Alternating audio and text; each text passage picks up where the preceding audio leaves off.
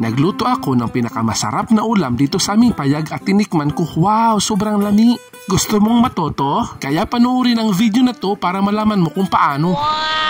Mustamos mga dong mga day, nag-iisip na naman ako kung anong pwedeng maulam for today's video. Kaya binuksan ko ang ref at nakita ko napakagahi na talaga ng baboy na ito. Isa ito sa problema ng tigluto talaga, pag abli mo talaga na kung gahing-gahi talaga yung karne. At ginamitan niya ni Dodong ng super saya na lakas talaga niya at ang mga ugat-ugat niya ng gawas na talaga at nagdinguling si Dodong. Pagkatapos na hinumol niya yung karne sa drum at naghihiwa na ako ng maraming kamatis para lalong kikinis. Pagkatapos ng kamatis ay itong onion para makaiyak ka sa mga problema at itong garlic na talaga na napakasarap at napakabango. At itong uyap na na-featured sa Jessica Soho dahil tinapak-tapakan ng may bunin na paa. Naglagay nga pala ako ng pork cubes, yung 1/4 lang. After 40 years na paghihintay, ito na nga, nahumok na siya kaya hiniwa ko na talaga siya. Nagsipalit ako ng tambok para igigisa natin sa Senado, asakaha pala. Kung isa ka sa matalinong tagaluto sa bahay nyo, ito talagang gawin nyo para makatipid kayo ng mantika.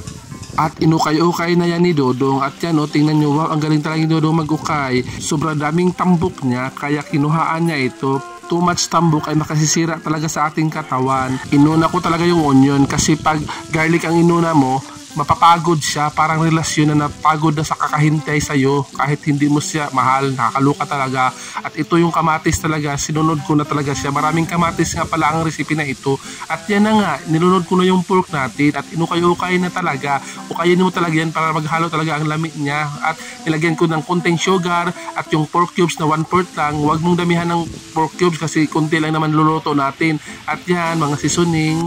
At syempre, mikis-mikis natin yan para naman maghalo talaga yung lami talaga at para ma-feel mo yan. At yan o, para ano talaga, may style talaga. Papakita ko sa inyo yung aming view. Yan o, wah. At nagbukal-bukal na talaga siya. Nilunod ko itong uyap. Depende sa kadami ng karni at depende sa uyap na gusto mong ilunod. Kaluka ka. Diba sobrang daling gawin, mag-ukay-ukay ka lang. At pagkatapos nito ay titikman ko na kasi parang naluluto na talaga siya.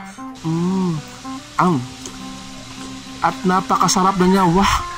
Wow, nakuha natin yung tamang timpla na hinahanap natin at ito, 2 minutes na lang ito at hahaunin na natin yan para makakain na naman tayo ngayon for today's video. At syempre, maghanap tayo ng aesthetic na plato, yung white, yan o, wah. At syempre, dahil artist yung nagluluto nito, syempre, kahit sa pagluto, ilalagay mo talaga yung pagka-creative, yan o, wah. Tinitigan mo, nasusuya ka. Nahala mga mga day, gayahin nyo na yan. Kain tayo! Grabe, ang sarap nito. Tingnan nyo. Dapat may kanin talaga.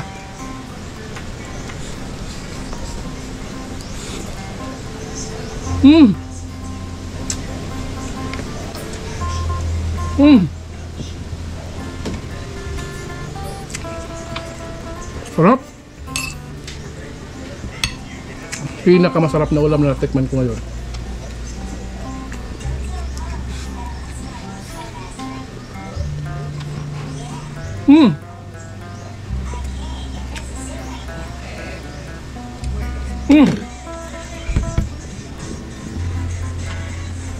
Magluto lang tayo nito. Certified, sabi sobrang sarap.